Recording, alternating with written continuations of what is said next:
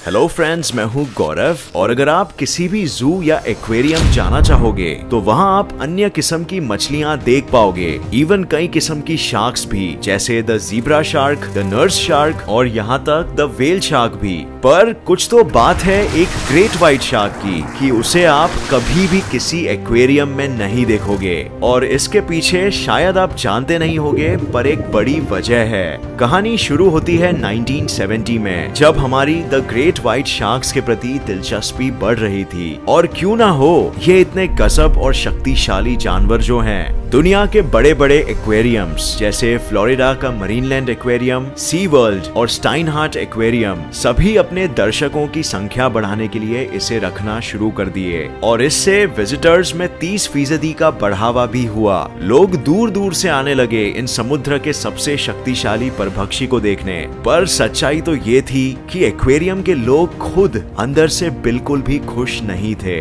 इसकी वजह ये थी कि किसी अनजानी वजह के कारण इन शार्क्स का स्वास्थ्य दिन भर दिन बिगड़ता जा रहा था। ये शार्क्स बस कुछ गिने चुने दिन ही टिक पाते।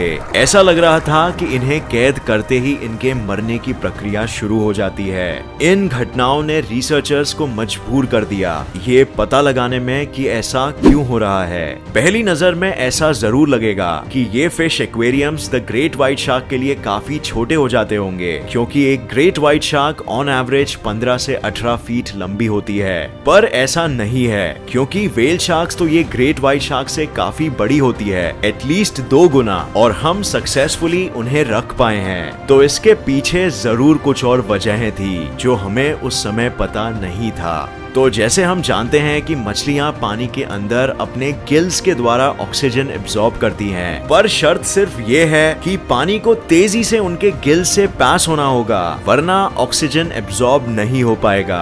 अब ज्यादातर मछलियां ये आसानी से कर सकती है बकल पंपिंग नाम के एक प्रक्रिया से, जहां ये अपना मुंह खोले पानी को गिल्स के अंदर पंप करते हैं और ऑक्सीजन एब्जॉर्ब कर लेते हैं। पर कुछ गिने चुने प्रजातियां ये नहीं कर पाते और द ग्रेट व्हाइट शार्क उनमें से ही एक है। द ग्रेट व्हाइट शार्क को सांस लेने के लिए तेजी से पानी में अपना मुंह खोले आगे दौड़ना पड़ता है और पानी ऑटोमेटिकली उनके गिल से टकराकर उन्हें ऑक्सीजन एब्जॉर्ब कराने में मदद करता है। और इसी वजह से अगर एक ग्रेट व्हाइट शार्क पानी के अंदर ही जाले में पकड़ा गया तो वो उसके अंदर ही घुट के मर जाएगा। इसके अलावा उन्हें अपना बॉडी टेम्परेचर भी मेंटेन करने के लिए अक्सर लंबी यात्राएं करनी पड़ती है। एक एक्सपेरिमेंट में ग्रेट व्हाइट शार्क पर वैज्ञानिक ट्रैकिंग डिवाइस के द्वारा नजर रखे हुए थे और वो शार्क 9 महीनों के अंदर ही अफ्रीका से लेकर ऑस्ट्रेलिया का 20,000 किलोमीटर का राउंड ट्रिप मार आई। Unbelievable, right?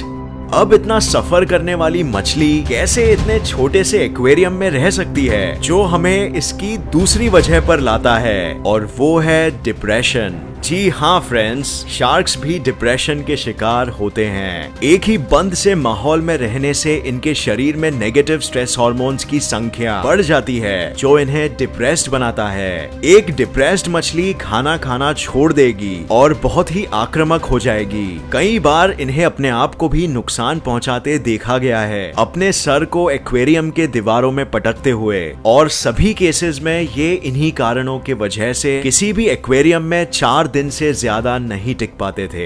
लेकिन सिर्फ 1981 तक। उसके बाद सैन डिएगो के सी वर्ल्ड एक्वेरियम में एक 5 फुट के बच्चे शार्क को लाया गया। हमेशा की तरह ये शार्क भी डिप्रेशन का शिकार हो गया और इसने खाना खाना बंद कर दिया। उसे जबरदस्ती खाना खिलाना पड़ गया और इंजेक्शंस के शॉट्स भी लगाने पड़ गए जरूरी न्यूट्रिएंट्स देने के लिए। पर फिर भी वो शार्क सिर्फ 11 दिन तक ही टिक पाया। लेकिन ये पहले के सभी शार्क से फिर भी काफी ज्यादा दिन तक टिक पाया था। और इस शार्क के मौत के बाद सी वर्ल्ड का कहना था कि इस दौरान उनके कुछ रिसर्चेस चालू थे और उन्हें इससे काफी कुछ नया जानने मिला।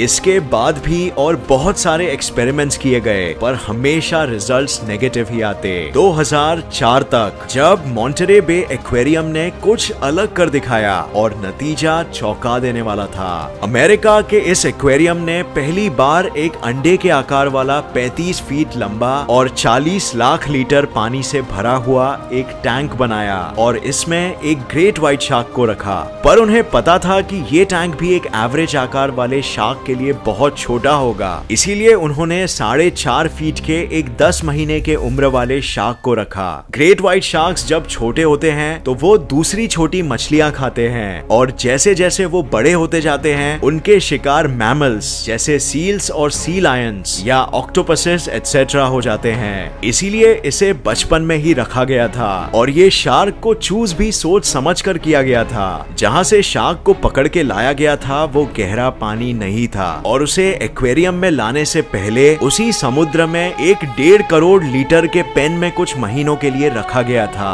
और फिर उसके बाद जब उसे एक्वेरियम लाया गया तो आश्चर्य से वो शार्क पूरे 6 महीने जिंदा रह सका। लेकिन ऑफ कोर्स वो काफी आक्रामक हो गया था और 2 दूसरे शार्क्स को खा भी गया था, इसीलिए उसे 6 महीने बाद वापस समुद्र में छोड़ना पड़ा। पर दुख की बात तो ये थी कि उसे आजाद करने के कुछ ही दिनों बाद वैज्ञानिकों को ट्रैकिंग सेंसर्स के द्वारा पता चला कि वो मर गया था। ऐसी सेम घटनाएं और भी दूसरे शार्कों के साथ भी होती थी जब भी उन्हें बड़े होने पर आजाद किया जाता था। इसका मतलब साफ था कि ना तो हम उन्हें पूरा ग्रो होने पर रख सकते हैं और ना ही आजाद कर सकते हैं। इसीलिए फिर सभी एक्वेरियम्स ने मिलकर ये फैसला कर दिया कि अब से द ग्रेट व्हाइट शार्क्स को कोई नहीं रखेगा। साइंटिस्ट ने भी बहुत कोशिश की ऐसे ग्रेट व्हाइट शार्क्स को ब्रीड करने की जो पहले से ही एक एक्वेरियम के माहौल में अपने आप को ढाले हुए हो, पर उनकी भी ये कोशिशें नाकामयाब ही रही। Interesting, right?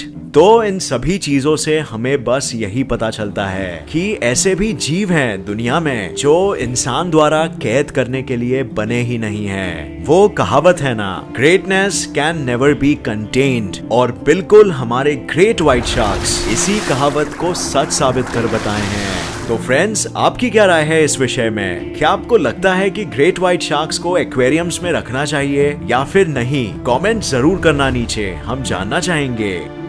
अगर आपको ये वीडियो पसंद आया तो इसे लाइक और शेयर करना मत भूलिए और ऐसे ही साइंस वीडियोस के लिए इस चैनल को सब्सक्राइब करके नोटिफिकेशन बेल ऑन करना मत भूलिए। और मैं आपको नेक्स्ट वीडियो में मिलूंगा ऐसे ही किसी इंफॉर्मेटिव वीडियो के साथ। तब तक के लिए देखते रहिए और सीखते रहिए। जय हिंद।